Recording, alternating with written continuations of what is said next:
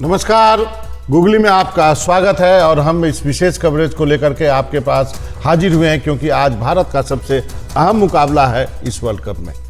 और इस world cup में कई सारी चुनौतियां, भारत ने 4 मुकाबले जीते हैं अपने, न्यूजीलैंड ने भी अपने 4 मुकाबले जीते हैं, लेकिन अब बड़ी चुनौतियां, दोनों टीमें आमने सामने टक्कर लेंगी और कई सारा रिकॉर्ड है दोनों टीमों के बीच। एक ऐसा रिकॉर्ड है जो कि कहा जाता है कि भारत के पक्ष में नहीं, क्योंकि 2003 के बाद ये पॉइंट आउट किया जाता है कि न्यूजीलैंड से हमने ज़्यादातर मैच आईसीसी में नहीं जीते। 10 और 3 का रिकॉर्ड है बाबा। जी हाँ, निश्चित रूप से। और हमारे साथ हमारे 2 मेहमान हैं, सबा करीम साहब हैं, विजय दहिया साहब हैं। दहिया साहब, आपसे शुरू करते हैं। और न्यूजीलैंड की टीम ऐसी हो गई ना, जैसे कि हम लोग आपस में कहते हैं यार, ना खाते हो ना खाने देते हो, हमें हरा देते हो, खुद जाके फाइनल में हार जाते हो, तो वही टीम हो गई। आप क्या कहेंगे? देखिए, न्यूजीलैंड की ये तारीफ तो आपको करनी पड़ेगी कि एक स्टार की टीम की तरह खेलती है। ऐसा नहीं है कि किसी 1-2 नाम की तरफ है और उन्हीं के ऊपर डिपेंडेंट हो। और जब भी हम आईसीसी के बड़े टूर्नामेंट्स की बात करते हैं तो हमेशा उनके बारे में इस तरीके से बात करी जाती है। आपने आंकड़ों का भी अभी जिक्र किया, आंकड़े ज़्यादातर वही बयान करते हैं आपने जिस तरीके की क्रिकेट खेली हो। लेकिन फ़िलहाल जो भारतीय टीम है उसमें अच्छी खासी कुव्वत है कि जो हम आंकड़ों के बारे में बात कर रहे हैं इनको बदलने की। दोनों टीमें बहुत बढ़िया क्रिकेट खेल के आई हैं। दोनों टीमों की अगर आप गहराई की बात करेंगे तो काफ़ी सारी चीज़ें, काफ़ी सारी समानताएं आपको नज़र आएंगी। लेकिन मैच शुरू होने से पहले ना, अगर दोनों टीमों की तरफ आप नज़र दौड़ाएंगे तो मुझे लगता है कि भारतीय टीम इस मुकाबले में मजबूत नज़र आती है न्यूजीलैंड से। बिल्कुल सबा भाई, एक जो न्यूजीलैंड टीम की, जैसे विजय भाई कह रहे हैं, एक कप्तान हो या टीम के खिलाड़ी भी हैं जो कहते हैं कि वो स्ट्रक्चर्ड क्रिकेट खेलते हैं, वो एक बात है। लेकिन मैच के एक दिन पहले की अगर बात करें, कई सारे प्लेयर्स को, मतलब किसी को मधुमक्खी काट रहा है, किसी को मच्छर काट रहा है, किसी को चोट लगे, लेकिन नॉर्मल निकल तो होता होगा। जिस तरह से खबरें माइक्रोस्कोप से देख के बड़ी आई हैं, आप लोग फील्ड पे रहते हैं, इस तरह की खबरें तो आती हैं लेकिन बहुत बड़ी बन के आ रही है। क्या न्यूजीलैंड मैच है इसलिए आ रही है ऐसी खबरें? नहीं, ऐसी बात नहीं। अब मीडिया की स्क्रूटनी तो हमेशा रहती है, इतने सारे मीडिया पर्सनल वहाँ पर, आप लोग तो बखूबी मालूम है क्या करना है। पर चूंकि इतना बड़ा टूर्नामेंट है, ये बहुत बड़ा मुकाबला है, ये दोनों टीमें 4-4 मैच जीत चुकी हैं, इसीलिए एक्साइटमेंट बहुत ज़्यादा है।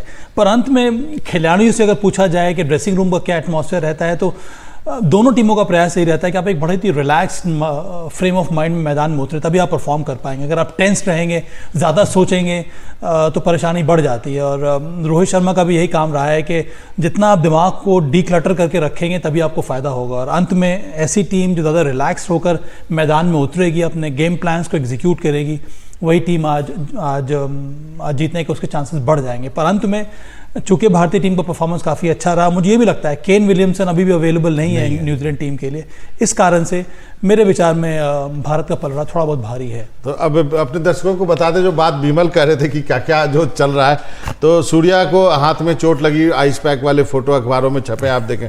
ईशांत को गर्दन में ततैया ने काट लिया है, अब वो ज़्यादा गंभीर नहीं होना चाहिए। लेकिन सीरियस क्रिकेट की बात करते हैं दहिया साहब, बोल्ट वर्सेस रोहित शर्मा, ये बैटल देखने को मिलेगा। और बहुत जो है लोग मानते हैं कि स्टार्क और अफरीदी से ज़्यादा वेटेज देते हैं बोल्ट को। आप क्या कहेंगे इस बैटल के बारे में? वैसे ईशान को आपने जो ततैया कहा ना, वो ठीक है, उनको काटना, गर्दन सीधी रहेगी नहीं तो बहुत सारी जगहों पे घूमते फिरते रहते हैं, वो हर जगह इस तरीके का कैरेक्टर है। बोल्ट का आपने जिक्र किया ना, अगर आप भारतीय टीम के जो ओपनर्स हैं या पहले 3 जो बल्लेबाज हैं ना, उनकी तरफ नज़र डालेंगे तो लेफ्ट हैंड फास्ट बॉलर्स ने तंग किया है। अगर आप देखें तो जो भारत पाकिस्तान का मैच था उसमें भी जो बिल्डअप था उसमें आप अफरीदी को इसीलिए इतनी तवज्जो दे रहे थे कि उनके पास वो कुव्वत है कि वो आके जो टॉप ऑर्डर के बल्लेबाज हैं उनको आउट कर सकते हैं। तो वो ज़रूर वहाँ पर एक, अगर देखेंगे तो आप चुनौती रहती है। और स्विंग बॉलर के सामने किसी के लिए भी चुनौती रहती है जब नई गेंद के साथ आप उस तरीके से डालते हैं। बोल्ट का जो आंकड़े हैं ना भारतीय पिचेस के ऊपर, जिस तरीके से इन कंडीशंस में वो खेले हैं, आप आईपीएल का जिक्र कर लें या जब भी वो खेलते हैं, तो वो आंकड़े बहुत इस चीज़ की पुष्टि करते हैं कि हाँ, वो तकलीफ दे सकते हैं। उनके पास वो जो गेंदबाजी करने का, कहीं पर भी गेंदबाजी करने का, लेकिन नई बॉल से खासकर गेंदबाजी करने के, विकेट लेने की जो उनकी काबिलियत है वो औरों से बहुत ज़्यादा है। और इसीलिए भारतीय ड्रेसिंग रूम के अंदर ज़रूर उनके बारे में थोड़ी अतिरिक्त बात हुई होगी और किस तरीके से उनको आप निगेट करने की कोशिश करेंगे उनकी स्विंग की, उस बारे में भी बात हुई होगी। हो सकता है कि आप कई खिलाड़ियों को जो पॉपिंग क्रीज होती है, जो लाइन होती है, उससे थोड़ा सा बाहर खड़े हुए देखें, क्योंकि इतना तेज़ वो गेंद करते नहीं है, तो थोड़ा बहुत शुरू में स्विंग होता है उसको निगेट करने की कोशिश करेंगे। लेकिन ये एक अच्छा बैटल देखने को मिलेगा भारतीय ओपनर्स का और ट्रेंट बोल्ट का। सब भाई, एक जो हमारे एक और वहाँ से धर्मशाला से दैनिक जागरण के अभिषेक त्रिपाठी भी जुड़ रहे हैं। एक जो खास बात, जैसे बोल्ट का नाम लिया, टीम सऊदी का भी वैसा ही रिकॉर्ड है। अगर रोहित शर्मा और विराट कोहली या सैंटनर ने 11 विकेट लिए हैं। हम लोग दोनों टीमों की बात करें तो जैसे उनके पास भी एक लेफ्ट आर्म बॉलर है, हमारे पास भी कुलदीप है, लेकिन धर्मशाला के पिच पे जैसे विजय कह रहे हैं, सीमर्स को खासकर शुरुआती जो 10 ओवर हैं उसमें फ़ायदा होना चाहिए, मदद मिलती है, क्योंकि धर्मशाला एक ऐसा वेन्यू है, अगर हम और सब वेन्यू के साथ तुलना करें, क्या डिग्री ऑफ स्विंग मिलता है यहाँ पर 1.4 टू 1.6 डिग्री स्विंग ज़्यादा मिलता है। इसका मतलब है कि चुनौती यहाँ पर भारतीय बल्लेबाजों के लिए होगी। और सिर्फ ट्रेंट बोल्ट नहीं है, उनके पास मैट हेनरी है, पिछले 1 साल 1.5 साल में शानदार गेंदबाजी की है, बिल्कुल बेचारे, वो भी विकेट टेकिंग बॉलर है नई गेंद के साथ। उन्होंने इस विश्व कप में भी सबसे अच्छी गेंदबाजी की है, 3 विकेट लिया है, फिर 2 विकेट के बाद शायद, उसके बाद लॉकी फर्ग्यूसन, ये 3 टॉप क्वालिटी उनके पास पेस बॉलर्स हैं। तो मैं तो ये बहुत ही दिलचस्प मुकाबला होने वाला है, पर ये अंत में लड़ाई है। अगर हम भारत के दृष्टिकोण से देखेंगे तो भारतीय strong batting versus New Zealand strong pace bowling attack. अब देखना यह है कि भारत पहला 10 ओवर या 12 ओवर किस प्रकार से खेलता है इन तीनों पेस बॉलर्स को। बाबा, एक अभिषेक वहाँ पे। अभिषेक, थैंक यू सो मच हमसे जुड़ने का। कल बहुत सारी खबर आई नेट से और आप भी बहुत ज़्यादा ट्वीट कर रहे थे, किसी को मधुमक्खी काट रहा है, किसी को पैर पे चोट लग रही है। अभी क्या है, कल रात तक हालांकि खबरें इस तरह की आई कि सब ठीक है, और मैच से पहले अगर कहें तो कौन सा प्लेयर आपको लगता है अवेलेबल नहीं होगा 11 के लिए? देखिए, हम लोग नेट को देख रहे थे तो नेट के साथ उसी समय हम लोग वहाँ पर खड़े थे, तो जो हमारे थ्रो डाउन स्पेशलिस्ट हैं उन्होंने बॉल फेंकी, वो फुल टॉस गेंद गई थी, तो फुल टॉस गेंद सीधे उनके हाथ में लगी, कलाई के पास में, और एक झटका लगा जिससे वो बैठ गए थे तुरंत। तो उस समय उनको दर्द बहुत ज्यादा था, तो ऐसा लग रहा था कि वो सुबह तक खेल पाएंगे कि नहीं खेल पाएंगे। और उससे पहले ही ईशान किशन को भी मधुमक्खी ने काट लिया था। अब हार्दिक पांड्या की जगह आप अगर हार्दिक पांड्या अगर अनुपस्थित होंगे तो आपको एक बैट्समैन और एक बॉलर, मतलब वो प्लेयर एक हैं लेकिन आपको कमी 2 की होगी, तो वो पूरा टीम कॉम्बिनेशन बिगड़ जाता है। तो उस टीम कॉम्बिनेशन को देखते हुए सूर्य कुमार का खेलना जरूरी था। शाम तक, रात तक ये पता चल गया कि सूर्य कुमार अवेलेबल है। मेरी जो बीसीसीआई के लोगों से और जो टीम मैनेजमेंट के लोगों से बात हुई थी, तो उन्होंने ये बताया कि ऐसी घबराने की कोई बात नहीं है, स्कैन की भी जरूरत नहीं पड़ी है और वो अवेलेबल है। जी अभिषेक, आप कहीं जाइएगा नहीं, एक ब्रेक के लिए रुकते हैं, फिर हम चर्चा जारी रखेंगे। हमारे 2 मेहमान हैं, हमने अभी बात ही नहीं करी कि हार्दिक के बाद आप 2 खिलाओगे कि आप 1 खिलाओगे, उस पर चर्चा करेंगे। एक छोटा सा ब्रेक लेते हैं।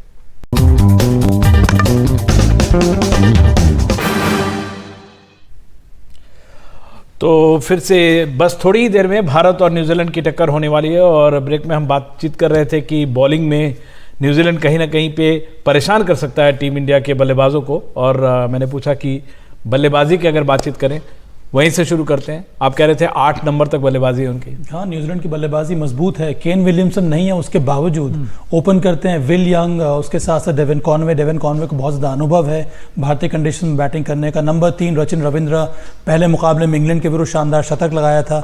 उसके बाद डैरल मिचेल, अंडररेटेड प्लेयर, उनके बारे में कहा नहीं जाता है, बहुत इफेक्टिव प्लेयर है।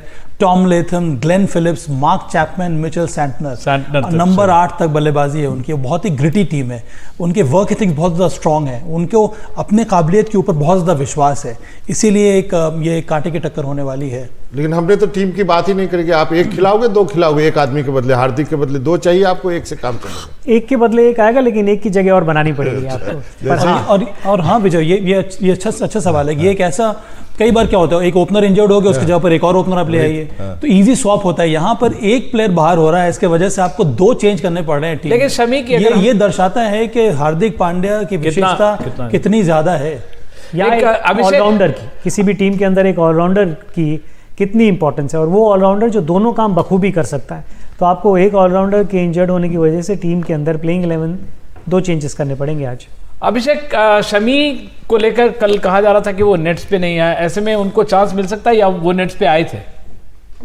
नहीं, जब पेस बॉलर के लिए जरूरी नहीं होता है कि वो 1 दिन पहले नेट पर आए, वो 2 दिन पहले या 3 दिन पहले भी अगर नेट होता है तो उसमें करते हैं। और अमूमन पेस बॉलर 1 दिन पहले बहुत कम नेट करते हैं, तो उससे फर्क नहीं पड़ता है। और विजय भाई जैसे कह रहे थे, विजय भाई को वैसे भी ऑलराउंडर बहुत पसंद है, तो ये हार्दिक की जगह मुझे लगता है 2 चेंजेस होंगे। एक चेंज शमी को अंदर लाया जाएगा और सूर्य कुमार को रखा जाएगा, क्योंकि आपको 5 प्रॉपर बॉलर चाहिए होंगे। शार्दुल से ज्यादा बॉलिंग हार्दिक पांड्या ने इस पूरे टूर्नामेंट में करी है और उन्होंने सबसे ज्यादा विकेट लिए। शार्दुल थर्ड बॉलर के तौर पर जरूर खेल रहे थे, लेकिन उनसे रोहित शर्मा फोर्थ बॉलर का उपयोग कर रहे थे। थर्ड पेस बॉलर का की तरह जो है हार्दिक पांड्या खेल रहे थे। तो मुझे लगता है कि इसमें 2 चेंजेस होंगे। एक शमी आएंगे तो आपके पास प्रॉपर 5 बॉलर होंगे। ये धर्मशाला की पिच है और यहाँ पे आप पेस बॉलिंग को मदद मिलती है। रात में ड्यू भी होगी तो आप स्पिनर्स को बहुत ज्यादा खिलाने का जो है वो नहीं रख सकते हैं। तो मुझे लगता है ये 2 चेंजेस होंगे। शार्दुल की जगह शमी आएंगे और हार्दिक की जगह सूर्य कुमार आएंगे। जरूर। मेरा आप दोनों से सवाल है, अब यहाँ पे आप छोड़ूंगा नहीं आप दोनों को।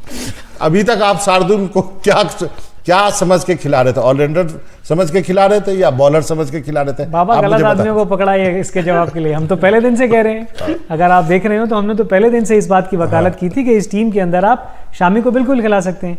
और कितने समय के बाद ऐसा हुआ है कि भारतीय टीम के पास ये लग्जरी है कि आप 4 ऐसे गेंदबाज खिला सकते थे जब हार्दिक भी फिट थे कि जो 140 से तेज डालते थे, वो आप कर सकते थे। वहाँ पर शायद भारतीय टीम का ये मानना था कि एक अतिरिक्त इस तरीके का आपको कुशन चाहिए था कि वो 8 नंबर पे आके अगर 15-20 रन बनाने हो तो आप वहां बना सकते हैं। लेकिन वो ऑलराउंडर नहीं है। नहीं, आपने खिलाया उनको, आपकी किताब में ना हो, लेकिन कोच और कप्तान की किताब में वो ऑलराउंडर हैं और वो मैटर करता है। और टीम मैनेजमेंट की जो सोच है वो ये है कि अगर नीचे 10-15 रन होंगे तो वो बना देंगे। और ऐसा नहीं है कि उन्होंने नहीं बनाए हैं, उन्होंने बनाए हैं कई जगहों पर और उतना ही आता है। लेकिन हम सबका ये मानना था, सभा भाई भी मेरे साथ थे, कि ये मानना था कि अगर आप 300 रन की बात कर रहे हैं, अगर आप एक अतिरिक्त अच्छा गेंदबाज खिलाते हैं तो फिर आपको 300 रनों का पीछा करना ही नहीं पड़ेगा। जो 20-25 आप उनसे चाहते हैं वो 20-25 आपका एक अच्छा गेंदबाज रोक सकता है। तो हम तो पहले ही कह रहे थे। और अब ये फर्स्ट है विमल, फर्स्ट में हुआ क्या है आपके पास कि आप सिर्फ 5 गेंदबाजों के साथ खेल रहे हैं और आप यही उम्मीद करेंगे कि किसी का दिन खराब ना हो, क्योंकि विकल्प नहीं है। बिल्कुल। हम तो 6 में खिलाने के लिए कह रहे थे उनको। अच्छा, हम लोग टीम कॉम्बिनेशन को लेके हम लोग सबकी राय लगभग एक जैसी है। कोई थोड़ा छिप के बोल रहे हैं, कोई हम लोग खुल के बोल रहे हैं। लेकिन एक जो इम्पोर्टेंट बात यह है कि टीम की कमराडरी जो है, जो टीम का ड्रेसिंग रूम दिख रहा है, या द्रविड़ कह रहे हैं कि रोहित ने बहुत अच्छी कप्तानी की। जिस दिन हम लोगों ने कहा था कि 10 ओवर उनको बहुत जल्दी कुलदीप को यूज़ भी कर लिया। ओवरऑल जैसे बहुत सारी टीम पीक करने की बात को लेकर, आपको लग रहा है कि टीम उस टेम्पो में है, उस मोमेंटम में, राइट डायरेक्शन, राइट स्पीड में है, जहां पे हम एक खिताब के दावेदार के तौर पे देखे जा रहे हैं? निश्चित रूप से विमल, मुझे लगता है कि टीम का एटमॉस्फेयर इसमें काफ़ी अच्छा है। एक रिलैक्स स्टेट में है सभी खिलाड़ी, तभी आप अच्छा परफॉर्म कर पाएंगे।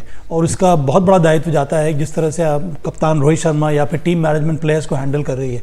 इसी वजह से कई सारे वो जो नए एक जो इनाम की घोषणा हुई है बेस्ट फील्डर की, उसको लेकर एक एटमॉस्फेयर पैदा हो जाता है और खिलाड़ियों को मज़ा आता है अब कंट्रीब्यूट करने में, कि उनको ये लगता है कि फील्डिंग भी बहुत ही इंपॉर्टेंट एस्पेक्ट है क्रिकेट का। अगर आप वहाँ पर अच्छा प्रदर्शन करते हैं तो उससे सहयोग मिलता है टीम को जीत में, और यही हमें देखने को मिला है। अभी सभी टीमों में मुझे लगता है कि भारत और न्यूजीलैंड ही 2 ऐसी टीम है जिनका प्रदर्शन फील्डिंग में काफ़ी शानदार रहा है। तो उसका इस तरह से मुझे लगता है कि कई नई चीज़ें आप प्रयास करते हैं। इतना लंबा टूर्नामेंट है ये विमल कि बहुत ज़रूरी है कि आपके पास कई सारे टीम बॉन्डिंग के जो एक्सरसाइजेज होते हैं उसको आप मेंटेन रखें, तभी दबाव जो है टीम खिलाड़ी के ऊपर उतना ज़्यादा नहीं आने वाला है। तो चलते चलते ये भी एक डिस्क्लेमर दे के जाइए कि यदि आज नहीं जीते, जो इतिहास अभी तक इतना बता रहा था, तो इससे ज़्यादा फर्क नहीं पड़ेगा।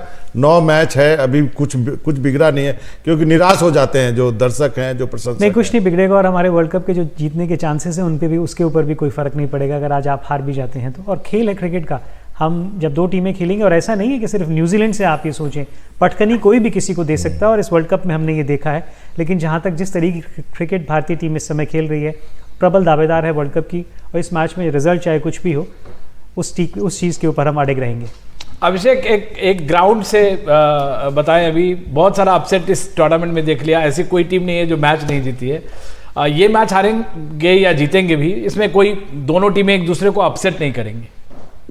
इस ग्राउंड में भी एक बड़ा अपसेट हो चुका है।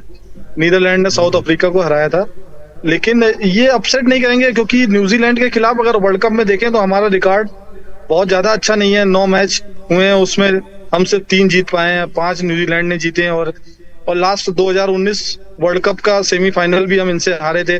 मैंने वो मैच कवर भी कर रहा था, 2 दिन तक वो मैच चला था।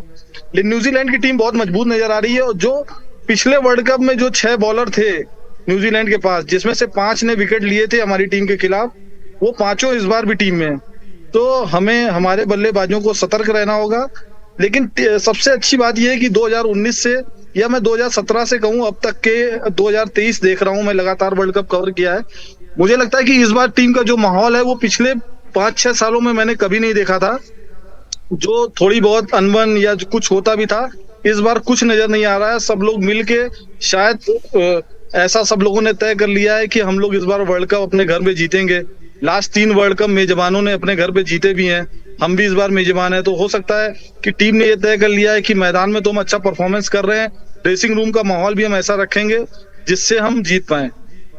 जी, एक सभा सर, मानसिकता की बात है, मतलब आपने सोच लिया है, यदि मेंटल टफनेस, यदि आपने आपको मानसिक रूप से तैयार किया है, फिर चीजें आसान होती हैं। हाँ ज़रूर, और मैं तो ये चाहता हूँ कि कठिन परिश्रम हो आज। मैं तो ये चाहता हूँ कि न्यूजीलैंड थोड़ा और टेस्ट करे इंडिया को, ताकि तभी तो कई सारी चीज़ें सामने आती हैं। अगर कुछ कमजोरी भी है उसको आप दूर कर सकते हैं, क्योंकि अभी भी ये लीग स्टेज है। अगर यहाँ पर आपको ठीक प्रकार से टेस्ट कर लिया गया तो आप और मेहनत करेंगे आने वाले अहम मुकाबलों में, ताकि इस तरह की गलती आप ना दोहराएं। जी, बस एक नंबर से ले लेते हैं, 50-50 मेरे हिसाब से 60-40 इंडिया के फेवर में। बिल्कुल 60-40 इंडिया के 60-40। क्या अभिषेक, आप वहां से? मुझे 50-50 लग रहा है, क्योंकि अगर हार्दिक होता तो मैं 70-30 बोलता इंडिया के पक्ष में, लेकिन अभी 50-50 लग रहा है, क्योंकि हम नए कॉम्बिनेशन के साथ जाएंगे। चलिए, हमें लेना पड़ेगा एक छोटा सा ब्रेक, और ब्रेक के बाद ये सिलसिला चर्चा का जारी रहेगा।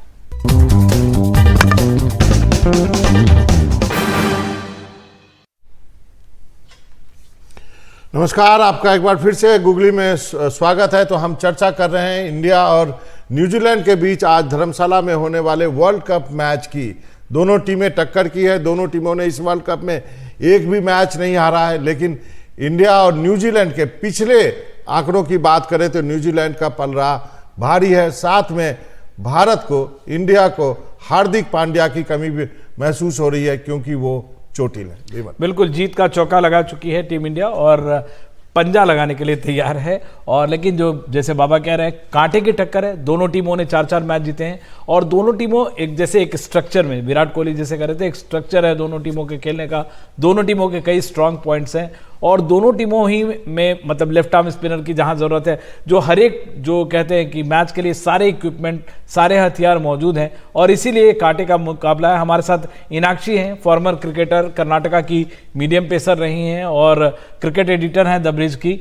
इनाक्षी, हम लोग काफ़ी देर से बातचीत कर रहे थे, ये भारतीय टीम और न्यूजीलैंड टीम का कंपैरिजन करें तो हर एक में, अगर हमारे बैट्समैन हैं, उनके भी बैट्समैन चल रहे हैं, हमारे पास लेफ्ट आर्म है, उनके पास भी लेफ्ट आर्म स्पिनर है, हमारे पास पेसर हैं, उनके पास भी बहुत सारे पेसर्स हैं। किस एस्पेक्ट में आपको लगता है कि न्यूजीलैंड से सतर्क रहने की ज़रूरत है, और कौन सा एस्पेक्ट इंडिया का डोमिनेंट है अगर न्यूजीलैंड के खिलाफ बोले तो? जैसे कि देखा है, रोहित शर्मा और ट्रेंट बोल्ट का रिकॉर्ड काफी इंटरेस्टिंग रहा है, और कई बार ट्रेंट बोल्ट ने रोहित शर्मा को मात दी है। तो एक चीज हमें आज देखनी होगी कि रोहित शर्मा क्या वो अपना एग्रेसिव बैटिंग फॉर्म कंटिन्यू करेंगे या थोड़ा सतर्क होकर खेलेंगे, क्योंकि उनका रिकॉर्ड बोल्ट से थोड़ा अच्छा नहीं रहा है। और जहां तक आप बोल रहे कि दोनों टीम्स बहुत बैलेंस्ड है, स्ट्रक्चर्ड है, ये भी देखा है कि दोनों ही टीम्स के टॉप बैटर्स अभी हाईएस्ट रन मेकर्स है, और बॉलर्स भी सैंटनर हो गए या इंडिया के बॉलर्स हो गए, वो भी टॉप में ही है। तो ये स्ट्रक्चर की बात जहां तक रहे वो अच्छी है, लेकिन एक चीज, इंडिया में खेल रहे हैं तो साइकोलॉजिकल एज हमेशा एक इंडिया को ही रहेगा। आप होम ग्राउंड पे खेल रहे हैं, और जहां तक स्विंग की बात है, थोड़ा देखना होगा कि अभी जो टॉस होगा कौन सा प्लेयर खेलेगा। अगर शमी को लेके आते तो डेफिनेटली हम लोगों को थोड़ा स्विंग का एक एडवांटेज देखने मिलेगा। उनके पास ऑलरेडी बोल्ट है, मैट हेनरी भी है, और टीम सऊदी भी अवेलेबल है। तो उनके स्विंग और हमारे क्या फाइनल 11 होंगे हार्दिक पांड्या की कमी में, वो देखने के बाद ही थोड़ा और बता पाएंगे कि किस प्रकार से आज इंडिया खेल पाएगी और किस प्रकार से इंडिया की बैटिंग या बॉलिंग, ड्यू फैक्टर भी है तो टॉस का भी थोड़ा मायने तो रखेगा कि क्या इंडिया पहले बैटिंग कर रही है या चेस करके, जैसे कि हिस्टोरिकली देखा है धर्मशाला में कि जो भी टीम्स चेस कर रही है वो जीतती आई है। तो काफी चीजें अभी टॉस, प्लेइंग 11 पर डिपेंड करेंगी। लेकिन आपने कहा कि आप ट्रेंट बोल्ट और रोहित शर्मा की बैटल पे ध्यान रहेगी, दोनों टीमें स्ट्रक्चर्ड है, लेकिन हमारा स्ट्रक्चर तो थोड़ा बिगड़ गया है। यदि पांड्या के जाने के बाद एक के बजाय आपको 2 रिप्लेसमेंट करने पड़ रहे हैं, तो थोड़ा सा वहाँ पे दिक्कत है। फिर कुछ खबरें आ रही थी कि सूर्या के हाथ में चोट लग गई है, ईशान को ततैया ने काट लिया है, ये सब खबरें भी आ रही है।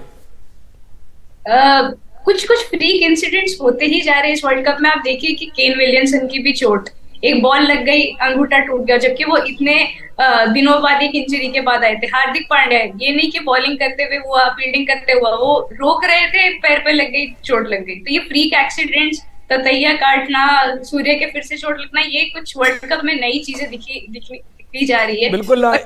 ये सारी इंसिडेंट जैसे आप फ्रीक इंसिडेंट कर रहे हैं, लेकिन टीम में एक जो बॉन्डिंग है वो जबरदस्त है। ईशान किशन कह रहे हैं anything for team India, team 11 में हो नहीं हो, एक बहुत बड़ी बात है। और सबसे बड़ी बात है अभी जो अगर इस मुकाबले की कहें तो पहली बाजी एक तरह से टीम इंडिया के हाथ लगी है, टॉस जीता है, फील्डिंग चुनी है। बाबा जी हाँ, निश्चित रूप से ये एक अच्छी खबर है, आप कह सकते हैं। जैसा कि इनाक्षी भी कह रही थी कि जो चेज करता है वो जो है वो जीत रहा है, कई बार उल्टा भी हो रहा है। लेकिन इनाक्षी, आपको लगता है कि एक जो पहला पड़ाव आप कहें कि एक बेबी स्टेप ही माने, लेकिन टॉस जीत के हम पहले फील्डिंग कर। और इनाक्षी पहले एक और खबर दे दूं, जो हम सोच रहे थे वो चीज हो गई है। सूर्य कुमार यादव और शमी दोनों खेल रहे हैं। टीम एक तरीके से हर चीज में एक लक फैक्टर काम आता है। तो आज देखा कि अब टॉस जीत गए इंडिया, ड्यू का बहुत चांसेस है, वहां पे ठंड है, 18 डिग्री 20 डिग्री है, तो डेफिनेटली सेकंड हाफ में ड्यू रहेगा। स्पिनर्स को भी नहीं मिलेगा आज उतना। और आज अभी ये भी देखते हैं अनयूजुअली लेस ग्रास है वहां पे, तो बैटिंग पिच भी थोड़ा ठीक रहेगा, रन्स वगैरह भी बनेंगे। बट हाँ, टॉस की वजह से और जो चेंजेस अभी देखे हैं कि सूर्य कुमार यादव और शमी के आने से, एक ये हमें देखना होगा कि फाइनली एक नया एक्सपेरिमेंट भी कर पाएंगे, थोड़ा चैलेंजिंग भी रहेगा इंडियन टीम के लिए। एक सेट कॉम्बिनेशन था, कोई भी टीम, कोई भी कोच एक सेट कॉम्बिनेशन को चेंज नहीं करना चाहती है जब वो इतना खास खेल रहे हैं। बट ये टाइम है कि अभी 5 मैचेस बचे हैं लीग के, अगर कुछ कॉम्बिनेशन ट्राई भी करना है। शमी किस फॉर्म में है, वो बाहर बैठ के भी बहुत अच्छी लय में नजर आ रहे थे, तो वो देखना अच्छा होगा कि आज वो किस तरीके से परफॉर्म कर पाते हैं। और सूर्य कुमार यादव भी ओडीआई में और एक फास्ट बॉलर के लिए अच्छा भी है, अगर धर्मशाला की पिच पे आपको मौका मिला है, आपने दिया है। और राकेश हमारे साथ हैं और गुरुशरण सर भी हैं हमारे साथ। गुरुशरण सर, टॉस जीता है, बल्लेबाज फील्डिंग चुनी है और शमी और सूर्य कुमार इन्हें है। ये जो भी है, ये तो फोर्स चेंज करना पड़ा है हमारे इंडिया की टीम को, क्योंकि हार्दिक इंजर्ड हुए और उसकी वजह से शमी को भी मौका मिल रहा है और सूर्य कुमार यादव को। तो ये मतलब बहुत फोर्सफुली वो इंजर्ड हो गए इसलिए हुआ। लेकिन इसमें यही है कि सूर्य को भी मौका मिला है और मोहम्मद शमी की जो वापसी हुई है शार्दुल की जगह पे, ये भी एक बहुत ही बढ़िया फैसला है। और मैंने धर्मशाला में काफी क्रिकेट थोड़ा खेली भी है और एज अ कोच भी मैंने वहाँ पे अटेंड की है। और वहाँ पे अच्छा बाउंस होता है विमल, बाउंस भी अच्छा होता है। और जब रात को थोड़ा ठंड पड़ती है तो फास्ट बॉलर्स को भी 1-1.5 घंटा जरूर मदद मिलती है। लेकिन जो पहले टॉस जीत के फील्डिंग की है, ये इसलिए मुझे लगता है कि थोड़ा बॉल ड्राई होगा और स्पिनर्स को भी मदद मिलेगी और it's a very good decision by India. Rakesh sir, मेरे दो छोटे छोटे सवाल हैं। एक तो आपको फोर्स चेंज करना पड़ा है, फोर्स चेंज में आपको 2 ऐसे प्लेयर को आजमा रहे हैं जो कि आप सबसे मजबूत टीम के साथ खेल रहे हैं, इसके बारे में आप क्या कहेंगे? और जो बैटिंग आप बाद में करेंगे उससे क्या फर्क पड़ेगा? राकेश सर, मैं आपको केवल एक क्यू देना चाह रहा हूं, जो आपके मन की बात मैं काफी दिनों से बात कर रहा हूं, बून इन डिस्गाइज है। बिल्कुल। और देखिए एक चीज है कि अभी जैसे आप कह रहे हैं कि ये फोर्स चेंज, एक फोर्स चेंज है, मेरी नजर में दोनों फोर्स चेंज। आप शार्दुल के साथ आप अगला मैच नहीं खेल सकते, मतलब कोई भी समझदार टीम थिंक टैंक जो है वो शार्दुल को एक मौका और नहीं दे सकता है, क्योंकि वो जैसे ही आता है बैट्समैन के मुंह से राल टपकने लगती है कि चाहिए इसको तो लूट लो, और आते ही उसको चौके से उसका स्वागत होता है। ये आप देख लें, ये मैं नहीं कह रहा हूं, ये फैक्ट्स बता रहे हैं आप। तो ये जो एक फोर्स चेंज की बात हो रही है, मैं कह रही हूं दोनों फोर्स थे, otherwise it would have been very embarrassing for Rahul as well as Rohit. चलिए एक तो ये बात हो गई। दूसरी बात, जैसे आपने कहा कि ये जो फोर्स चेंज था जहां पे कि आपको एक ऑलराउंडर के बजाय आपने एक फास्ट बॉलर भी ले लिया, एक आप जिसको आप मौके दे रहे थे, जो आपके टीम ए, मतलब आपका जो प्लान ए में है, शार्दुल ठाकुर इंडिया के प्लान ए में है, उसको आपने रेस्ट दिया है या ब्रेक दिया है जो उसको मतलब उसके भले के लिए उसको उसकी जरूरत थी, और आपके पास शमी आ गया, तो मैं बहुत खुश हूं उस बात से। और जैसे टॉस जीत के आपने कहा कि हमने इस बार जो है हम एक बार फिर चेस कर रहे हैं, तो चीज ये हुई है कि हम अपने कंफर्ट जोन से बाहर नहीं आए। हमने अभी तक चारों के चारों मैच चेस करके जीते हैं, तो हमको जो ये वाला जो मैच था इसमें कोई एक्सपेरिमेंट करने की जरूरत नहीं थी। हालांकि और मैचेस हैं, क्योंकि ये बेस्ट टीम से खेल रहे हैं और ये एक ऐसी टीम है जिसके पास वो रिसोर्सेस हैं जिससे वो इंडिया को हरा सकते हैं। उनके पास फास्ट बॉलर्स हैं, उनके पास ओपनर्स हैं, उनके पास स्पिनर्स हैं, उनके पास मिडिल ऑर्डर अच्छा है। ऐसी कोई चीज नहीं है जहां पे आप ये कहें कि साहब जहां पे आप उनको अटैक कर सकते हैं, क्योंकि इट्स इनफॉर्म टीम और ये परफॉर्म करती चली आ रही है। अभी तक इन्होंने कोई मौका नहीं दिया किसी को, तो बिल्कुल सही है, आप इस टीम को पहले बैटिंग करने दीजिए। हम अपने कंफर्ट जोन पे खेल रहे हैं, हम चेस कर रहे हैं, और अगर ड्यू आ जाता है और अच्छी बात है, लेकिन ये डेफिनेटली इंडिया के फेवर में ही हुआ। अभी तक जो कुछ भी हो रहा है मैं बड़ा खुश हूं उससे। बिल्कुल फेवर में हो रहा है, लेकिन यहाँ कांटे की टक्कर होगी। और वैसे राकेश भाई ये बताऊं कि रोहित शर्मा ने कहा है कि शार्दुल जो है बड़े मैच का खिलाड़ी है, तो बड़े मैच का इंतजार इससे बड़ा मैच तो नहीं मिलेगा ना आपको। ये तो बेस्ट टीम से खेल रहे हैं। हमें एक ब्रेक लेना पड़ेगा, ब्रेक के बाद आकर फिर से बातें करते हैं। जरूर शार्दुल पे जरूर चर्चा करेंगे, आते हैं ब्रेक के बाद। ठीक है, लेते एक छोटा सा ब्रेक।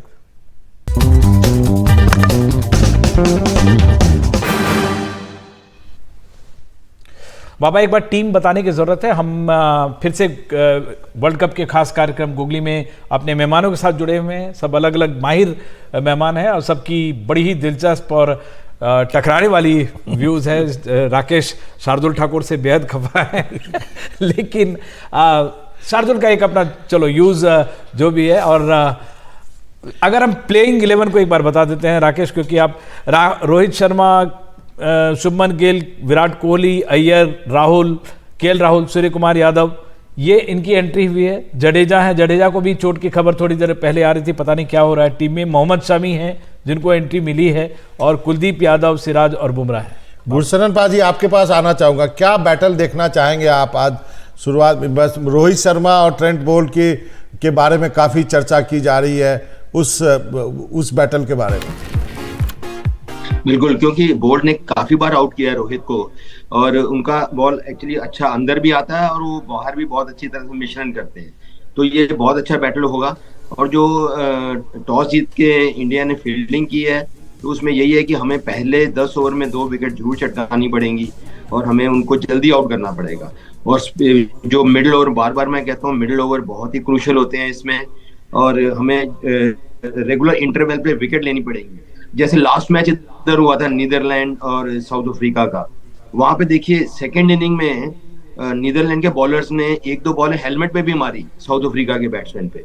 तो जब ड्यू पड़ता है तो पिच पे भी ड्यू पड़ता है। इस पे अगर घास है, आई डोंट नो कितना घास है, अगर पिच पे थोड़ा घास है तो पिच पे भी ड्यू पड़ती है। तो हमें यही है कि हमने जो टॉस जीत के फील्डिंग की है, हमें इनको जल्दी से जल्दी 220-25 के अंदर ही आउट करना पड़ेगा। अगर वो थोड़े ज्यादा रन बनाते हैं तो मुझे लग रहा है, और मुझे ये लग रहा है, पत्नी मुझे इंट्यूशन हो रही है अंदर से कि ये मैच काफी कांटे का होने वाला है। ये could be the best match of the tournament भी हो सकता है ये। बिल्कुल गुरशरण से 220-25 तो थोड़ा मुश्किल लगा, क्योंकि उनके पास भी 8 नंबर तक बल्लेबाजी है। लेकिन रोहित शर्मा ने कहा कि अच्छी पिच है, और कल जब वो प्रैक्टिस कर रहे थे तो पहले थोड़ा ड्यू आ गई थी। अगर उस लिहाज हम देखें इनाक्षी, तो ये मतलब ये सोचा समझा हुआ फैसला है, इसमें कोई बहुत रॉकेट साइंस नहीं है कि टॉस जीतती, जो भी टीम जीतती वो पहले फील्डिंग ही लेती, और उस लिहाज टीम इंडिया को एक थोड़ा स्लाइट एज कह सकते हैं। जी एज है डेफिनेटली। ये देखना होगा कि जो हमारे बॉलर्स है सिराज और शामी और बुमराह, जो 2 नई गेंदें हैं, किस प्रकार से वो सीम का इस्तेमाल करेंगे। सिराज ने पहले भी क्रॉस सीम भी डाला है, बट आज स्विंग ज्यादा है, तो शामी का देखना होगा कि वो एक ऐसे बॉलर है जो अपराइट सीम से बहुत अच्छा मूवमेंट और अर्ली मूवमेंट क्रिएट कर सकते हैं। तो वो क्या उस एज का फायदा उठाएंगे, क्या उनको वो प्रकार का मूवमेंट मिलेगा जो हम एक्सपेक्ट कर रहे हैं। 1.4 1.6 का जो डिग्री स्विंग बोल रहे हैं कि फर्स्ट 10 ओवर्स में सबसे ज्यादा स्विंग दिखता है धर्मशाला में, तो वो एक्चुअली हम लोग यूज कर पाएंगे कि नहीं। और कंडीशंस नहीं है, शमी पहला मैच खेल रहे हैं, तो किस ले में दिखेंगे, किस फिटनेस में दिखेंगे, वो सब थोड़ा देखने पड़ेगा। और डेफिनेटली एक और चीज जो हमें देखनी होगी कि यहाँ की जो आउटफील्ड है थोड़ी एवरेज आउटफील्ड है, तो थोड़ा ध्यान से कोई और ऐसी इंजरीज ना हो, ऐसे फ्रीक एक्सीडेंट्स ना हो। पहले मैच में हमने देखा था कि थोड़ा पैची आउटफील्ड नजर आ रहा था, तो जो फील्डर्स बाउंड्रीज पे थे उनको थोड़ी दिक्कत हो रही थी भागने में, और बटलर ने भी बोला था कि थोड़ा ध्यान से हमें फील्डिंग करना पड़ रहा है, जो कि that is not expected in a world cup match. तो फील्डिंग राकेश सर के पास चलेंगे। राकेश सर, चलिए टीम आ गई है, टीम आपको मालूम हो गई है, एक ऑलराउंडर के बजाय आपने 2 खिलाड़ी लिए, जबकि एक और ऑलराउंडर लॉर्ड ठाकुर को भी आपको हटाना पड़ गया। खैर उस पर एक अलग से चर्चा करेंगे। जो टीम कॉम्बिनेशन है, जो कंडीशन है, जो स्ट्रक्चर प्ले की बात न्यूजीलैंड के बारे में कही जाती है, उसके मुकाबले इंडियन टीम का ये मैच आपको क्या लगता है? शानदार मैच आज देखने को मिलेगा? देखिए, शानदार इसलिए भी होगा मेरे ख्याल से क्योंकि इंडिया ने अपना बेस्ट पेस रिसोर्स जो है वो इस मैच में एम्प्लॉय किया है। आपने अपने पूरे लगा दिए, जितने दाव पे थे आपने सब लगा दिया, और इसमें जरूरत भी थी क्योंकि ये मैच बड़ा मैच। मान लीजिए जो भी टीम 5 में से 5 जीतेगी उसका जो है टॉप 4 में रहना लगभग मतलब पक्का ही हो जाएगा, क्योंकि उसके बाद एक वीक टीम के साथ खेलना है आपको। वहां से एक मैच अगर आप और जीत जाते हैं, 6 wins is what you need अगर आपका नेट रन रेट बेहतरीन है तो, और इन दोनों टीम का काफी अच्छा है। लेकिन ये मैच जीतना आप दोनों टीम के लिए, ये नहीं कि हम 4 में से 4 जीत चुके तो एक हारना भी अफोर्ड कर सकते हैं। यस, आप अफोर्ड कर सकते हैं, लेकिन ये मैच जीतने से जो आपको फायदा है ये बहुत है। इसलिए इंडिया ने एक चीज अच्छा कर दिया, आपने अपना बेस्ट फास्ट बॉलिंग अटैक ऐसे जगह पे रखा है, जैसे धर्मशाला में जैसे मैच हो रहा है जहां पे स्पिनर्स को बहुत ज्यादा हेल्प मिलने की कोई हम लोग उम्मीद नहीं रख रहे हैं, और वो किया। और दूसरी बात ये कि आपका जो बैट्समैन है, एक स्पेशलिस्ट बैटर जो आया है टीम में, और आप जब चेस कर रहे हैं आप, तो ये आपको उससे एक फायदा जरूर होगा कि सूर्य कुमार यादव के ऊपर भी एक प्रेशर भी होगा थोड़ा बहुत कि उनका एक रोल आ सकता है। ये पहले 5 बल्लेबाज खत्म कर देंगे मैच, ऐसी कोई गारंटी नहीं है, और अभी तक हमारा मिडिल ऑर्डर टेस्ट नहीं हुआ है, तो वो भी एक हमको देखना पड़ेगा क्योंकि हम चेस कर रहे हैं। कोशिश यही रहनी चाहिए कि आप ये मैच जो है ज्यादा लंबा ना खींचें, क्योंकि नीचे हमारी टेल थोड़ी लंबी है आज, तो रिस्पॉन्सिबिलिटी ऊपर वाले जितने बल्लेबाज हैं उनके ऊपर थोड़ी ज्यादा हो जाती है इस मैच। बिल्कुल, तो जैसा आप कह रहे हैं टेल लंबा खासकर इसलिए भी हो गया क्योंकि हार्दिक को चोट लग गई। गुरशरण सर, अगर इन कंडीशंस में जब आप 4 मैच बाहर रहते हैं, आपको पता है कि आप टीम के टॉप पेसर हैं, आपको कहीं ना कहीं जो कहते हैं कि रवां करना चाहिए था, अगर सेट होने में अभी जब आएंगे शमी, कितना वक्त लगता है? 1 ओवर 2 ओवर, या मेंटली वो हमेशा नेट्स पे उस तरह से तैयार होते हैं, खासकर टीम की जिस तरह से कैमराडरी दिख रही है? वही कहते हैं, वैसे मैच का जो माहौल है, मैच फिटनेस है, वो तो मैच खेलने से ही होती है। लेकिन मोहम्मद शमी इतने बड़े बॉलर हैं, इतने एक्सपीरियंस हैं, इतने सालों से क्रिकेट खेल रहे हैं, और इतने जो स्पोर्ट्स स्टाफ है, इतने कोचेज हैं, वो नेट्स में भी बॉल डालते हैं। तो मुझे नहीं लगता है कि शमी को इतना टाइम लगेगा अपनी लय पकड़ने में। मुझे पूरी उम्मीद है कि बहुत ही जबरदस्त बॉलिंग करेंगे और वो दिखाना चाहेंगे कि मेरे में कितना दम है। जरूर। मीनाक्षी, आपको क्या लगता है? आज का मैच इंपॉर्टेंट है, बहुत कुछ दांव पे लगा है, लेकिन यदि आज का मैच में खुदा ना खास्ते कुछ होता है तो दर्शकों को जरूर धीरज के साथ काम करना चाहिए। ये नहीं कि इंडियन टीम को क्रिटिसाइज करने लगते हैं, अभी पूरा टूर्नामेंट बाकी है। बाबा निगेटिव मान के चल रहा है रिजल्ट को। देखिए, वो जो मेन मैच था ना इंडिया पाकिस्तान का, वो हो गया है, वो हम जीत चुके हैं। मेन उसी मैच में कुछ गड़बड़ होती है तो तभी मुझे लगता है कि दर्शक भी ज्यादा वो होते हैं। चलिए, लेकिन ये क्रिकेट है, या न्यूजीलैंड दोनों बैलेंस टीमें हैं, बैटिंग बॉलिंग फील्डिंग में भी, तो कोई भी टीम हार जीत सकती है, लेकिन इसमें इतना ज्यादा मायूस होने की जरूरत नहीं है। बट मुझे उम्मीद है कि इनाक्षी 2 चीजें देखने की होंगी यहाँ पे। एक चीज कि ये लीग मैच है, यहाँ पे अगर आप न्यूजीलैंड जैसी टीम को हरा देते हैं और आगे जाके सेमीफाइनल फाइनल जो हम अज्यूम कर रहे हैं कि इंडिया रहेगा, न्यूजीलैंड भी आएगा, तो आप हरा के उस मैच में जाते हैं नॉकआउट मैच में, तो आपके पास एक एडवांटेज रहते हैं कि हम इस टीम को हरा के अब इस मैच में आए। वही चीज अगर आप हार के उस मैच में जाते हैं तो थोड़ा बैगेज रहता है। दूसरी चीज, अभी अगर हार भी जाते हैं तो ये देखने की बात है कि हम लोग एक्सपेरिमेंट भी कर रहे हैं, और खासकर हार्दिक पांड्या अभी नहीं है, और अगर हार्दिक पांड्या एक और मैच भी बोल दीजिए कि नहीं खेल पाते, तब भी हमारे पास 2-3 मैच है नॉकआउट से पहले कि हार्दिक पांड्या भी वापस आ सकते हैं। तो ये मैच, और खासकर न्यूजीलैंड, अगर आप किसी भी इंडियन फैन से पूछे तो न्यूजीलैंड एक ऐसी टीम है जो इंडिया के बाद मोस्टली सारे फैंस न्यूजीलैंड को सपोर्ट करते हैं, अगर हम 2019 को भूल जाए तो आज का मैच। सर, एक क्लोजिंग कमेंट, टाइम नहीं है।